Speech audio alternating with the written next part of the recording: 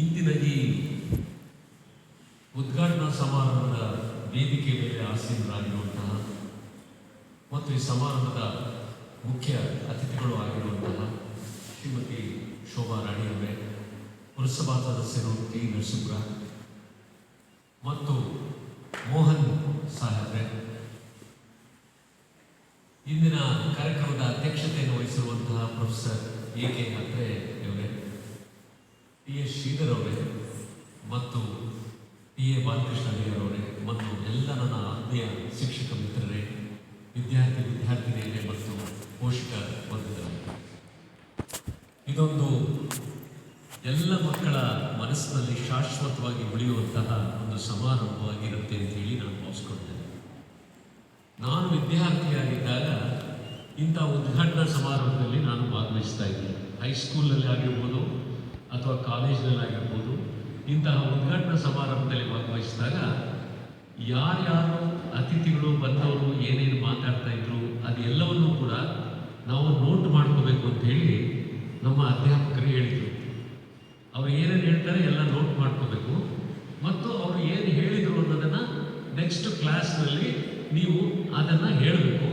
ಯಾರು ಚೆನ್ನಾಗಿ ಹೇಳ್ತೀರೋ ಅವರಿಗೆ ಪ್ರೈಸ್ ಕೊಡ್ತೀವಿ ಅಂಥೇಳಿ ನಮ್ಮಲ್ಲಿ ಒಂದು ಸ್ಪರ್ಧೆಯನ್ನು ಅಲ್ಲೇ ಹುಟ್ಟು ಹಾಕ್ತಾ ಇದ್ರು. ಉದ್ಘಾಟನಾ ಸಮಾರಂಭದಲ್ಲೇ ಒಂದು ಸ್ಪರ್ಧೆ ಶುರುವಾಗುತ್ತೆ. ಹಾಗೆ ಸ್ಪರ್ಧಾತ್ಮಕ ಪ್ರಪಂಚದಲ್ಲಿ ನಾವು ಎಲ್ಲರೂ ಇರುವಂಥದ್ದು, ಪ್ರತಿಯೊಬ್ಬರು ಕೂಡ ಇವತ್ತಿನ ಸ್ಪರ್ಧಾತ್ಮಕ ಪ್ರಪಂಚದಲ್ಲಿ ಹೋರಾಡ್ತಾ ಇದ್ದೇವೆ.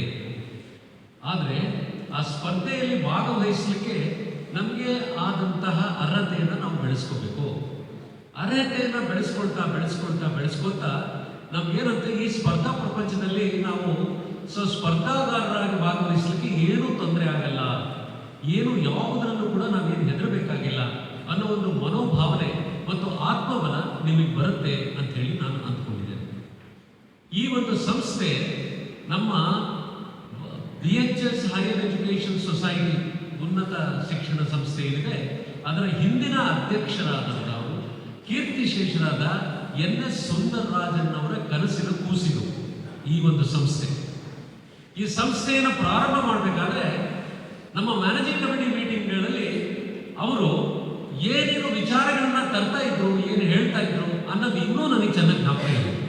ಅವ್ರು ಹೇಳಿದ್ರು, ಮಧ್ಯಮ ವರ್ಗದಿಂದ ಬರುವಂತಹ ಕುಟುಂಬದ ಮಕ್ಕಳಿಗೆ, ಹಿಂದುಳಿದ ವರ್ಗದ ಕುಟುಂಬದ ಮಕ್ಕಳಿಗೆ, ಅವಕಾಶ ವಂಚಿತ ತಂದೆ ತಾಯಿಗಳ ಮಕ್ಕಳಿಗೆ, ಅವರಿಗೆಲ್ಲರಿಗೂ ಕೂಡ ಒಂದು ಸಂಸ್ಥೆ ಬೇಕಾಗಿದೆ, ಅದನ್ನು ನಾವು ಪ್ರಾರಂಭ ಮಾಡಬೇಕಾಗಿದೆ ಅಂತ ಹೇಳಿ ಬಹಳ ಆಸೆಯಿಂದ ಪ್ರಾರಂಭ ಮಾಡಿದಂತಹ ಒಂದು ಸಂಸ್ಥೆ.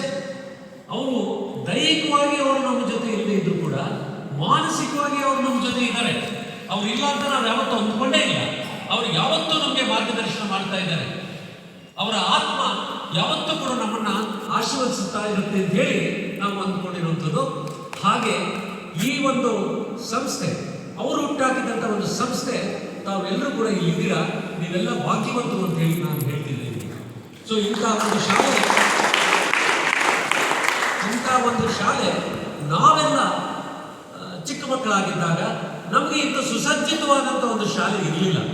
ನಾವು ಓದ್ತಾ ಇದ್ದಂತಹ ಶಾಲೆಯಲ್ಲಿರುವಂಥ ಕೊಠಡಿಗಳಿಗೆ ಕಿಟಕಿ ಬಾಗಿಲುಗಳು ಯಾವುದೂ ಇರಲಿಲ್ಲ. ನಾವು ಬೆಳಿಗ್ಗೆ ಬಂದು ನಾವೇ ಕಸ ಗುಡಿಸ್ಕೊಂಡು, ನಾವೇ ಎಲ್ಲ ಒರೆಸ್ಕೊಂಡು, ನಾವೇ ಕೂತು ಅಲ್ಲಿ ಕುಳಿತುಕೊಂಡು ಪಾಠ ಕೇಳಬೇಕಾದಂಥ ಪರಿಸ್ಥಿತಿ ಇತ್ತು ನಮ್ಮ ಹಳ್ಳಿಗಳಲ್ಲಿ. ಆದರೆ ನಿಮಗೆ ದೊರೆತಿರುವಂಥ ಸುಸಜ್ಜಿತವಾದಂಥ ಒಂದು ಕಟ್ಟಡ ಆಗಲಿ, ಒಂದು ತರಗತಿ ಆಗಲಿ, ಇದೆಲ್ಲವೂ ಯಾವುದು ನಮಗೆ ಇಂತಹ ಕಟ್ಟಡ ಇರಲಿಲ್ಲ. ಅದನ್ನೆಲ್ಲ ನೆನೆಸ್ಕೊಂಡಾಗ ನನಗೆ ಅನ್ಸುತ್ತೆ ನೀವೆಲ್ಲ ಭಾಗ್ಯವಂತರು, ಪುಣ್ಯವಂತರು. ಈ ಒಂದು ಒಳ್ಳೆ ಸಂಸ್ಥೆಗೆ ಸೇರಿದ್ದೀರಾ. ಇಲ್ಲಿ ಯಾವುದೇ ಒಂದು ಲಾಭಕ್ಕೋಸ್ಕರ ಮಾಡಿರುವಂಥ ಸಂಸ್ಥೆ ಇಲ್ಲ. ಸೊ ವಿದ್ಯಾರ್ಥಿಗಳಿಗೋಸ್ಕರ, ವಿದ್ಯಾರ್ಥಿಗಳ ಸೇವೆಗೋಸ್ಕರ, ವಿದ್ಯಾರ್ಥಿಗಳ ಅಭಿವೃದ್ಧಿಗೋಸ್ಕರ ಮಾಡಿರುವಂಥ ಈ ಒಂದು ಸಂಸ್ಥೆ, ಈ ಸಂಸ್ಥೆಗೆ ನೀವು ಬಂದಿರೋದು ನನಗನ್ಸುತ್ತೆ ಇದು ನಿಮ್ಮ ಭಾಗ್ಯ. ಮತ್ತು ನಿಮ್ಮ ತಂದೆ ತಾಯಿಗಳಿಗೆ ಮತ್ತು ಇಲ್ಲಿರುವಂಥ ಶಿಕ್ಷಕರಿಗೆ ನೀವು ಯಾವತ್ತೂ ಕೂಡ ಅವರಿಗೆ ಗೌರವ, ಪ್ರೀತಿ, ಭಕ್ತಿಗಳನ್ನು ಸಮರ್ಪಿಸಬೇಕಾಗತ್ತೆ. ಅದನ್ನು ಚೆನ್ನಾಗಿ ಜ್ಞಾಪಕ ಇಟ್ಕೊಳ್ಳಿ. ಅದಾದ ನಂತರ ನೀವು ವಿದ್ಯಾರ್ಥಿಗಳಾಗಿ ಈಗ ಬಂದಿರುವಂಥದ್ದು ಇನ್ನೊಂದು ಮೆಟ್ಟಲನ್ನು ಹತ್ತುತ್ತಾ ಇದ್ದೀರಾ. ನೀವು ಈಗ ಇನ್ನೊಂದು ಮೆಟ್ಟಲನ್ನು ಹತ್ತುತ್ತಾ ಇದ್ದೀರಾ. ಈ ಮೆಟ್ಟಲಲ್ಲಿ ಬಹಳ ದೃಢವಾಗಿ ನಿಂತ್ಕೊಂಡು ನಿಮ್ಗೆ ಏನೇನು ಬೇಕೋ ಅದನ್ನು ಎಲ್ಲವನ್ನೂ ಕೂಡ ನೀವು ಪಡೆಯುವಂಥ ಭಾಗ್ಯ ನಿಮ್ದಾಗಬೇಕು, ಪಡೆಯುವಂಥ ಶ್ರಮ ನಿಮ್ದಾಗಬೇಕು. ಅದಾದ ನಂತರ ಇನ್ನೊಂದು ಮೆಟ್ಟಲು ಹಾಕಲಿಕ್ಕೆ ನಿಮಗೆ ಶಕ್ತಿ ಬರುತ್ತೆ. ಅದು ಈಗ ಆಗಬೇಕಾಗಿದೆ. ಆದ್ದರಿಂದ ಅವರು ಕೈಗಾರಿಕಾ ತರಬೇತಿ ಸಂಸ್ಥೆಯಲ್ಲಿರ್ಬೋದು, ಪದವಿ ಪೂರ್ವ ಕಾಲೇಜಿನವರೇ ಇರ್ಬೋದು, ಪದವಿ ಕಾಲೇಜಿನವರೇ ಇರ್ಬೋದು, ಎಲ್ಲರೂ ಕೂಡ ನೀವು ಒಂದೊಂದು ಮೆಟ್ಟಿಲಲ್ಲಿ ನಿಂತಿರುವಂಥವ್ರು.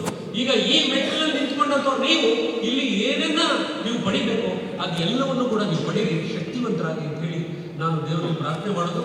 ಮತ್ತು ವಿದ್ಯಾರ್ಥಿಗಳಿಗೆ ನಾನು ಹೇಳೋದು ಇಷ್ಟೇ, ನೀವು ಬಹಳ ಉತ್ತಮವಾದಂಥ ವಿದ್ಯಾರ್ಥಿಗಳು ಆಗಬೇಕು ಅಂತಂದ್ರೆ ನಿಮಗೆ ಒಂದು ದೂರದೃಷ್ಟಿ ಇರಬೇಕು. ನೀವು ಏನು ಆಗಬೇಕು ಅನ್ನೋದು ನೀವಾಗಲೇ ಡಿಸೈಡ್ ಮಾಡ್ಕೋಬೇಕು, ನೀವಾಗಲೇ ನಿರ್ಧಾರ ಮಾಡ್ಕೋಬೇಕು.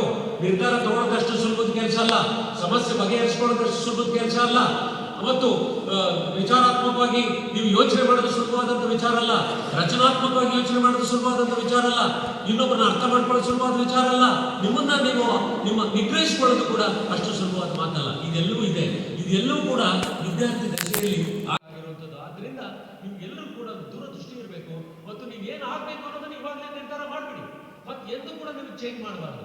ಆ ನಿರ್ಧಾರ ತಗೊಂಡ ಮೇಲೆ ಅದರಲ್ಲಿ ಹೆಚ್ಚಿನ ಆಸಕ್ತಿ ಬೆಳೆಸ್ಕೊಂಡು ನೀವು ಮುಂದುವರಿಬೇಕು. ಆಮೇಲೆ ಆ ಶಿಸ್ತನ್ನ ಕಾಪಾಡ್ಕೋಬೇಕು. ಅದನ್ನು ಪಡಿಲೇಬೇಕು ಅನ್ನೋದು ಶಿಸ್ತು, ಶ್ರದ್ಧೆಯನ್ನ ನೀವು ಈಗಲೇ ಪಡ್ಕೋಬೇಕು, ಮುಂದೆ ಆಗೋದಿಲ್ಲ. ಇದು ನೀವು ಮಾಡ್ಕೋಬೇಕಾಗುತ್ತೆ. ಆಮೇಲೆ ನೀವು ಏನ್ ಬೇಕು ಅಂತ ಅಂದ್ಕೊಂಡಿದ್ರೋ ನಿಮಗೆ ಅದನ್ನು ಪಡೆಯುವಂತ ಹಂಬಲ 24 ಗಂಟೆಗಳು ಕೂಡ ನಿಮ್ಮ ಮನಸ್ಸಿನಲ್ಲಿ ಅದು ಇರಲೇಬೇಕು. ಮತ್ತು ಅದಕ್ಕೋಸ್ಕರ ನಿಮ್ಗೆ ಯಾವ ಶೈಕ್ಷಣಿಕ ಕೌಶಲ್ಯಗಳು ಬೇಕೋ ಅದು ಕೂಡ ನೀವು ಅದನ್ನೆಲ್ಲ ರೂಢಿಸ್ಕೋಬೇಕು ಮತ್ತು ಅದನ್ನು ಕಲಿಯೋದಕ್ಕೆ ಪ್ರಯತ್ನ ಮಾಡಬೇಕಾಗುತ್ತೆ. ಮತ್ತು ಯಾವಾಗಲೂ ಕೂಡ ನೀವು ಸಕಾರಾತ್ಮಕವಾಗಿ ಯೋಚನೆ ಮಾಡುವಂಥದ್ದು ಮಾಡಬೇಕು ಮತ್ತು ಸಮಯದ ಸದುಪಯೋಗವನ್ನು ಚೆನ್ನಾಗಿ ಮಾಡ್ಕೊಳ್ಳಿ ಮತ್ತು ಪ್ರಾಮಾಣಿಕತೆಯಿಂದ ಇರಿ ಮತ್ತು ಪರಿಶ್ರಮದಿಂದ ಪ್ರತಿಯೊಂದನ್ನು ಕೂಡ ನಿಮ್ಗಾಗಿಸ್ಕೊಳ್ಳೋಕೆ ಪ್ರಯತ್ನ ಮಾಡಿ ಅಂತ ಹೇಳ್ತಾ ನಿಮ್ಗೆಲ್ಲರಿಗೂ ಕೂಡ ಶುಭವಾಗಲಿ ಅಂತ ಹಾರೈಸ್ತಾ ನನ್ನ ಮಾತುಗಳನ್ನ